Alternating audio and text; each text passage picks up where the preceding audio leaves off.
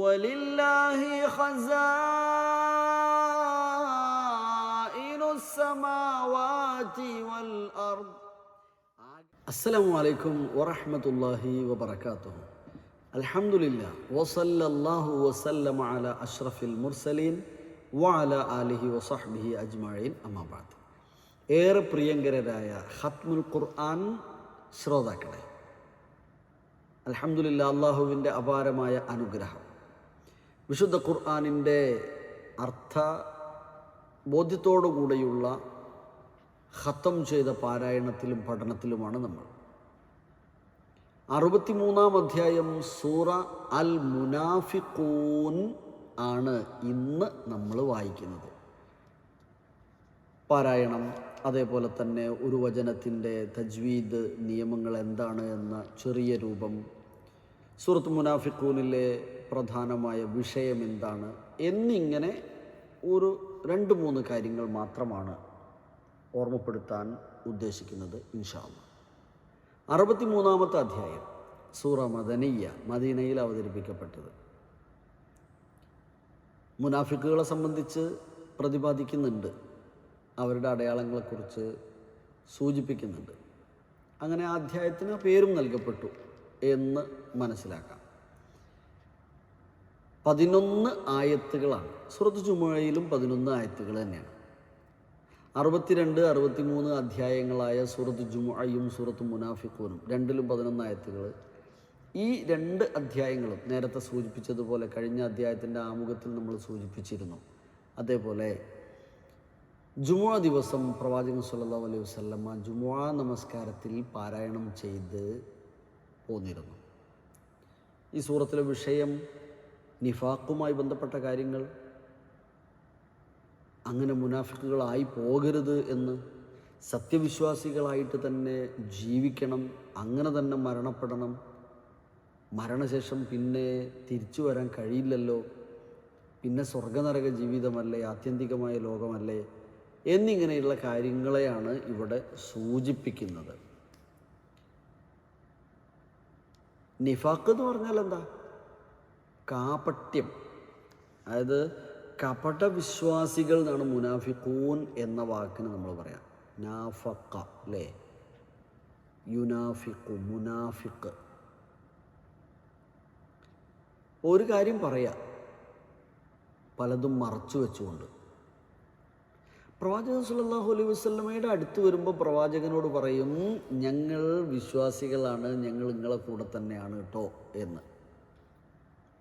പക്ഷെ അവരുടെ കക്ഷികളിലേക്ക് തിരിയുമ്പോൾ അവർ പറയും, ഞങ്ങൾ അവരെ കളിയാക്കുകയായിരുന്നു, യഥാർത്ഥത്തിൽ ഞങ്ങൾ നിങ്ങളോടൊപ്പമാണ് എന്ന്.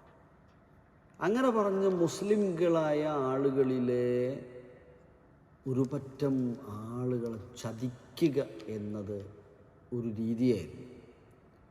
അതുകൊണ്ട് തന്നെ മുനാഫിക്കുകൾ നിങ്ങളുടെ അടുത്ത് വന്ന് സംസാരിക്കുമ്പോൾ അല്ലെങ്കിൽ അവരുമായി ഇടപഴകുന്ന സമയത്ത് ശ്രദ്ധയുണ്ടായിരിക്കണം, ജാഗ്രതയുണ്ടായിരിക്കണം എന്ന് പറയണം. ഫസദ്ദു അൻ സബീലില്ലാഹ് എന്നൊരു പ്രയോഗം കാണാം. അള്ളാഹുവിൻ്റെ മാർഗത്തിൽ നിന്ന് അവർ എന്ത് ചെയ്യുന്നു? ആളുകളെ വഴിതെറ്റിച്ചു വിടുന്നു എന്നാണ്. ഇന്നഹും സാഅ മാ കാനൂ യഅമലൂൻ, അവർ വല്ലാത്ത മോശമായ കാര്യം തന്നെയാണ് ചെയ്യുന്നത് എന്ന്.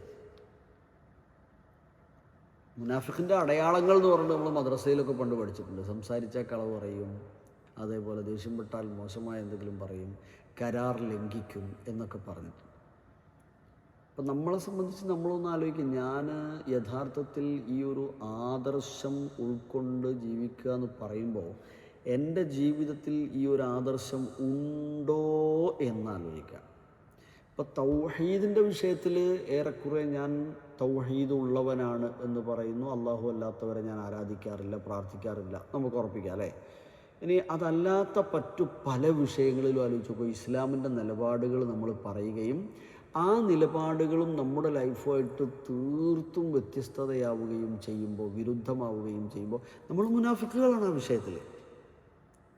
മുനാഫിക്കുകളെക്കുറിച്ച് റസൂലുള്ളാഹി സ്വല്ലല്ലാഹു അലൈഹി വസല്ലം പഠിപ്പിച്ചത് അവർ ഫിദ്ദർക്കിൽ അസ്ഫലി മിനന്നാർ, നരകശിക്ഷ അനുഭവിക്കുന്ന ആളുകളായിരിക്കും അവർ, നരകത്തിലായിരിക്കും എന്ന് പറയാണ്. അല്ലാഹു സുബ്ഹാനഹു വ തആല നമ്മെ എല്ലാവരെയും കാത്തുരക്ഷിക്കട്ടെ. മുനാഫിക്കുകൾ പറയാറുണ്ടായിരുന്നു, ഹുമുല്ലദീന യഖൂലൂന ലാ തുൻഫിഖു അലാ മൻ ഇൻദ റസൂലില്ലാഹി ഹത്താ യൻഫദ്ദു. നിങ്ങൾ റസൂലിൻ്റെ കൂടെ അല്ലെ റസൂലിനോ റസൂലിൻ്റെ കൂടെയുള്ള ആളുകൾക്കോ അവരുടെ കാര്യത്തിൽ അവരുടെ വിഷയങ്ങളിലായി നിങ്ങളൊന്നും ദാനം ചെയ്യരുത്, ഒന്നും ചെലവഴിക്കരുത്, അങ്ങനെ ഒരങ്ങ് പോയിക്കോട്ടെ എന്ന് പറഞ്ഞിട്ട് അങ്ങനെയാണ്. അപ്പോൾ അല്ലാഹു സുബ്ഹാനഹു വ തആല അവിടെ പഠിപ്പിക്കുന്ന ഒരു കാര്യമുണ്ട്, അത് പൊതുവായും നമ്മൾ മനസ്സിലാക്കേണ്ട ഒരു കാര്യം കേട്ടോ. അവിടെ അള്ളാഹു സൂചിപ്പിക്കുന്ന വലില്ലാഹി ഖസാഇനുസ്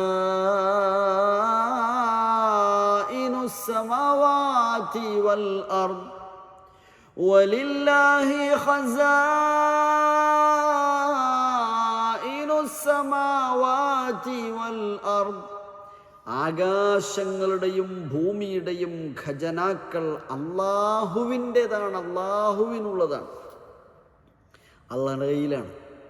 അതിൻ്റെ ആകാശഭൂമികളുടെ ഖജനാവുകൾ, അതിൻ്റെ താക്കോലുകൾ, മഫാത്തിഹ് ഒക്കെ അള്ളാഹുവിൻ്റെ കയ്യിലാണ്, അള്ളാഹുവിൻ്റേതാണ്.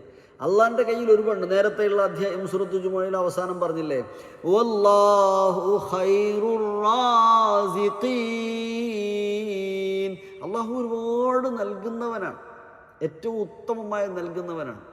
അതേപോലെ പറഞ്ഞു, നിങ്ങൾക്ക് ഇവിടെ ഒരുമിച്ച് കൂട്ടുന്ന ഏതിനേക്കാളും ഉത്തമമാണ് ദാലിക്കും ഖൈറുൽ ലക്കും എന്ന് പറഞ്ഞു, നിങ്ങൾക്ക് അതാണ് ഏറ്റവും ഉത്തമം എന്ന് പറഞ്ഞു. അപ്പോൾ അള്ളാഹുവിൻ്റെ ഖജനാവ് അവിടെ ഉണ്ടായിരിക്കെ അവരെനിക്ക് തരുന്നില്ലല്ലോ എന്നോർത്ത് ഞാൻ പേടിക്കണ്ട, അവരെനിക്ക് തരുന്നത് നിർത്തിയാൽ ഞാൻ എന്താക്കുമെന്ന് ഞാൻ ഭയപ്പെടണ്ട. എനിക്ക് അള്ള തരും, എന്നെ സൃഷ്ടിച്ച റബ്ബ് സുബ്ഹാനഹു വ തആല എനിക്ക് അതിനൊരു വഴി കാണിച്ചു തരും. അള്ളാഹിൻ്റെ കയ്യിലാണ് അതിൻ്റെ ഖജനാവ്, എല്ലാം ആകാശഭൂമികളുടെ ഖജനാവ് അള്ളാഹുവിൻ്റെ കയ്യിലാണ്. പക്ഷേ വലാകിന്നൽ മുനാഫിഖീന ലാ യഫ്ഖഹൂൻ, കപടവിശ്വാസികൾ കാര്യം ഗ്രഹിക്കുന്നില്ലല്ലോ എന്ന്. ഇനി കപടവിശ്വാസികളെക്കുറിച്ച് ഈ കാര്യങ്ങളൊക്കെ പറഞ്ഞിട്ട് മറ്റൊരു തലത്തിലേക്ക് പോവാണ്. സത്യവിശ്വാസികളെ നിങ്ങൾ അങ്ങനെ ആകരുത്, കാപട്യം കടന്നുകൂടാതിരിക്കാൻ ശ്രദ്ധിക്കണം എന്നാണ് രണ്ടാമത്തെ ഒരു പാർട്ടായിട്ട് ഇതിൽ പറയുന്നത്. രണ്ട് പാർട്ടായിട്ട് നമ്മൾ അതിനെ തിരിക്കുകയാണെങ്കിൽ, യാ അയ്യുഹല്ലദീന ആമനൂ ലാ തുൽഹികും അംവാലുകും വലാ ഔലാദുകും അൻ ദിക്രില്ലാഹ്. അള്ളാഹുവിനെ സ്മരിക്കുന്നതിൽ നിന്ന് നിങ്ങളുടെ മക്കളോ നിങ്ങളുടെ ഭൗതികമായ സ്വത്ത് വിഭവങ്ങളോ ഒന്നും തന്നെ നിങ്ങളെ തടയാതിരിക്കട്ടെ എന്ന് പറയാണ്. അള്ളാഹുവിനെ സ്മരിക്കുന്നതിൽ നിന്ന് നിങ്ങളെ അശ്രദ്ധയിലാക്കാതിരിക്കണം. നമ്മുടെ സ്വത്ത്, അംവാൽ, ഔലാദ്, നമ്മുടെ മക്കൾ, ഇതിന് ഒന്നാം സ്ഥാനം കൊടുക്കുമ്പോൾ നമ്മൾ അള്ളാഹുവിനോടുള്ള കാര്യങ്ങളിൽ മാറിപ്പോകും. ഇതൊന്നും നിങ്ങളെ അള്ളാഹുവിനെ സ്മരിക്കുന്നതിൽ നിന്ന് തടയാൻ പാടില്ല, തടസ്സമാകാൻ പാടില്ല. മക്കൾ ഉണ്ട് എന്നതോ അതല്ലെങ്കിൽ മക്കളുടെ ഭൗതികമായ ജീവിതത്തിൻ്റെ കാര്യങ്ങളോ ഇതൊന്നും നിങ്ങളെ അള്ളാഹുവിനെ സ്മരിക്കുന്നതിൽ നിന്ന് തടയാൻ പാടില്ല. മക്കൾ അള്ളാഹു തരുന്ന വലിയൊരു അനുഗ്രഹമാണ്. ആ അനുഗ്രഹം അള്ളാഹുവിന് അനുഗ്രഹം നൽകിയതാരാണോ അവനോട് ബന്ധം നിലനിർത്തുന്നതിന് ഈ അനുഗ്രഹമായ മക്കൾ തടസ്സാവരുത്. ലാ തുൽഹിക്കും, നിങ്ങളെ അശ്രദ്ധയിലാക്കാതിരിക്കട്ടെ. അംവാലുക്കും വല ഔലാദുക്കും, നിങ്ങളുടെ മക്കളാകട്ടെ, അതേപോലെ അംവാൽ, ധനമാകട്ടെ. ധനം അള്ളാഹ് തന്ന വലിയൊരു അനുഗ്രഹമാണ്. ഈ അനുഗ്രഹം തന്നെ നമ്മൾ അള്ളാഹുവിലേക്ക് അടുക്കുന്നതിന് തടസ്സമായാലോ? അങ്ങനെയാവാതിരിക്കട്ടെ, അത് മുനാഫിക്കുകളുടെ ലക്ഷണമാണ് എന്ന് പഠിപ്പിക്കുകയാണ് അല്ലാഹു സുബ്ഹാനഹു വ തആല ഇവിടെ. വമൻ യഫ്അൽ ദാലിക ഫഉലൈക ഹുമുൽ ഖാസിറൂൻ, അങ്ങനെയാണ് ആരെങ്കിലുമെങ്കിൽ അവർ നഷ്ടക്കാരായി പോകും എന്ന് പ്രത്യേകമായി അവിടെ ഓർമ്മപ്പെടുത്തുകയാണ്. എന്നിട്ട് പറഞ്ഞു വഅൻഫിഖൂ മിമ്മാ റസഖ്നാകും, നിങ്ങൾക്ക് നാം നൽകിയതുണ്ടല്ലോ അതിൽ നിന്ന് കൊടുത്താൽ മതി. നിങ്ങൾക്ക് നാം നൽകുന്നത് നിങ്ങൾ കൊടുത്താൽ മതി, അതിൽ നിന്ന് നിങ്ങൾ അല്പം മറ്റുള്ളവർക്കും കൂടെ കൊടുക്കണം. അവകാശികളായ ആളുകൾക്ക് കൊടുക്കേണ്ടത് നമ്മൾ കൊടുത്തു വീട്ടണം എന്നർത്ഥം. എനിക്ക് നൽകപ്പെട്ടത് മുഴുവനും എനിക്കും എൻ്റെ കുടുംബത്തിനും മാത്രം ജീവിക്കാനുള്ളതല്ല. ആ വിഭവങ്ങളൊക്കെയും എൻ്റെ കുടുംബാംഗങ്ങൾക്കും എൻ്റെ അയൽപ്പക്കങ്ങൾക്കും എൻ്റെ രാജ്യത്തിനും എൻ്റെ നാടിനും നാട്ടിലുള്ളവർക്കുമെല്ലാം അതിൽ നിന്ന് നൽകണം എന്ന് തന്നെയാണ് പറയുന്നത്. മിൻ ഖബ്ല അൻ യഅതിയ അഹദകുമുൽ മൗത്ത്, നിങ്ങളെ ഓരോരുത്തരെയും പിടികൂടുന്ന മരണമുണ്ട്.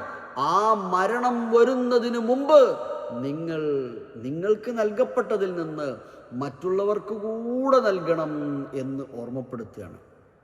അല്ലാതെ നിങ്ങളൊരു നിഫാഖുമായി ജീവിക്കുന്ന മുനാഫിക്കുകളായി മാറിപ്പോകരുത്.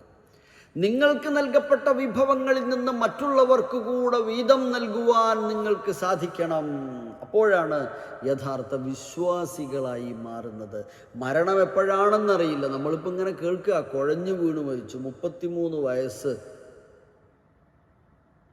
കസേരയിലിരുന്നു, കൈകാലുകൾ തളർന്നു, വീണു, മരണപ്പെട്ടു, സെക്കൻഡുകൾ കൊണ്ടെല്ലാം കഴിഞ്ഞു. അതുവരെ ഒരു അസുഖവും കണ്ടിട്ടില്ല, അടയാളങ്ങളൊന്നുമില്ല, നടന്നു പോയിക്കൊണ്ടിരിക്കുന്നു, ഒറ്റ വീഴ്ച, മരണപ്പെട്ടു, ഒരടയാളവും ഇല്ലായിരുന്നു. പ്രായം ചെന്ന് മരിക്കുന്നതൊക്കെ ആയിരുന്നു ആദ്യമൊക്കെ നമ്മൾ കൂടുതലായി കാണാറുണ്ടായിരുന്നത്. ചെറുപ്രായത്തിൽ മരിക്കുന്നത് വളരെ കുറവായിട്ടാണ് നമ്മൾ കാണുക. നമുക്കൊരു അത്ഭുതമായിരുന്നു. പക്ഷേ ഇന്നത് മാറി. ഇന്ന് ചെറിയ പ്രായത്തിലുള്ള നമ്മളുടെ ഒരുപാട് സഹോദരങ്ങൾ, സുഹൃത്തുക്കൾ, കൂട്ടുകാർ മരണപ്പെട്ടു പോയിട്ടുണ്ട്. നമ്മെയും ആ മരണം പിടികൂടും. നമ്മൾ എത്ര ഒരുമിച്ച് കൂട്ടിവെച്ചാലും, നമ്മുടെ ഡെപ്പോസിറ്റുകൾ എത്ര ലക്ഷങ്ങൾ ഉണ്ടായിരുന്നാലും, 5ഉം 6ഉം 7ഉം ലക്ഷം സ്വന്തം പേരിൽ ഡെപ്പോസിറ്റ് ചെയ്ത് വെച്ചിട്ട് അതൊന്നും ഉപയോഗിക്കാതെ ഞാനിവിടെ മരിച്ചു പോകുമ്പോൾ അത് നാളെ ആരുടെയോ കയ്യിലേക്ക് പോവാണ്. അതിൽ നിന്ന് നിർബന്ധമായ വിഹിതം നൽകപ്പെടേണ്ട ആളുകൾക്ക് വീതിച്ചു കൊടുക്കാതിരിക്കുക എന്നത് വലിയ അപകടമാണ്. നിങ്ങൾ മുനാഫിക്കുകളാകരുത്, നിങ്ങൾ മുഅ്മിനുകളാകണം. അൻഫിഖു, നിങ്ങൾ കൊടുക്കേണ്ടത് നിങ്ങൾ കൊടുക്കുക തന്നെ വേണം. സക്കാത്തിൻ്റെ വിഷയവും സദഖയുടെ വിഷയവും നമ്മുടെ മനസ്സിൽ ശക്തമായി വരട്ടെ സഹോദരീ സഹോദരങ്ങളെ. എന്നിട്ട് പറയാം, മരണസമയത്ത് ചിലരൊക്കെ പറയേണ്ടി വരും, വേദന കൊണ്ട്, വിഷമം കൊണ്ട്, ചെയ്യേണ്ടത് ചെയ്യാതെ പോയതിൻ്റെ വിഷമം മനസ്സിലിങ്ങനെ അലതല്ലി വരുന്ന സമയത്ത് അവർ പറയേണ്ടി വരിക, ഫയഖൂല റബ്ബി ലൗലാ അഖർതനീ ഇലാ അജലിൻ ഖരീബ് ഫഅസ്സദ്ദഖ വഅകും മിനസ്സാലിഹീൻ. എന്നെ അല്പം കൂടെ ഒന്ന് പിന്തിച്ചു തന്നാൽ ഞാൻ ദാനധർമ്മം ചെയ്യുകയും സദ്വൃത്തരിൽപ്പെടുകയും ചെയ്യാൻ ശ്രമിക്കാമെന്ന് പറയാണ്. എന്തിനാ കൂട്ടരെ, ഇപ്പം തന്നെ സ്വതക്ക ചെയ്താൽ പോരെ? ഇപ്പം തന്നെ നമ്മൾ നന്മയിൽ ജീവിച്ചാൽ പോരെ? സുഹൃതങ്ങൾ ചെയ്ത് മുന്നോട്ട് പോകുമ്പോൾ നമുക്കൊരു സമാധാനം. മറ്റ് മരണാസന്നരായി കിടക്കുമ്പോൾ, ആശുപത്രി കിടക്കയിൽ കിടക്കുമ്പോൾ, ആരോടുമൊന്നും പറയാൻ പറ്റാത്ത, പറഞ്ഞാൽ തന്നെ വെളിവാക്കി കൊടുക്കാൻ കഴിയാത്ത ഒരു സാഹചര്യം വരുന്ന സമയത്ത് നമ്മളിങ്ങനെ ഓർത്ത് വിഷമിച്ചിട്ട് എന്തായിരിക്കും, എന്തൊരവസ്ഥയായിരിക്കും അപ്പോൾ ഉണ്ടാവുക. അള്ളാഹു നമ്മെ എല്ലാവരെയും തൗഹീദ് ഉൾക്കൊണ്ട് ഈമാനോടുകൂടെ ജീവിച്ചു മരിക്കുന്നവരിൽ നമ്മെ എല്ലാവരെയും ഉൾപ്പെടുത്തി അനുഗ്രഹിക്കട്ടെ. ഫഅസ്സദ്ദഖ വഅകും മിനസ്സാലിഹീൻ എന്ന് പറയാം. പക്ഷേ അള്ളാഹ് പറയാണ്, വലൻ യുഅഖിറല്ലാഹു നഫ്സൻ ഇദാ ജാഅ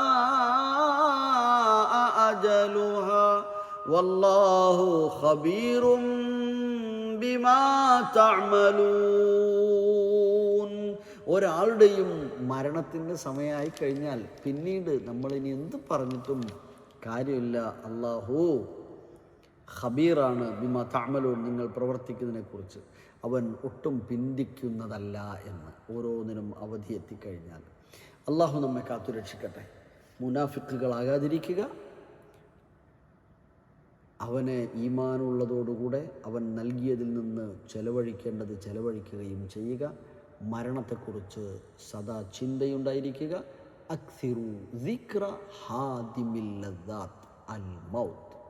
എല്ലാ സുഖൈശ്വര്യങ്ങളെയും ഒറ്റ നിമിഷം കൊണ്ട് മുറിച്ചു കളയുന്ന, മരണത്തെക്കുറിച്ച് നിങ്ങൾ എപ്പോഴും ഓർമ്മയുള്ളവരാകണം എന്ന്. ശരി, നമുക്ക് അവസാനിപ്പിക്കാം.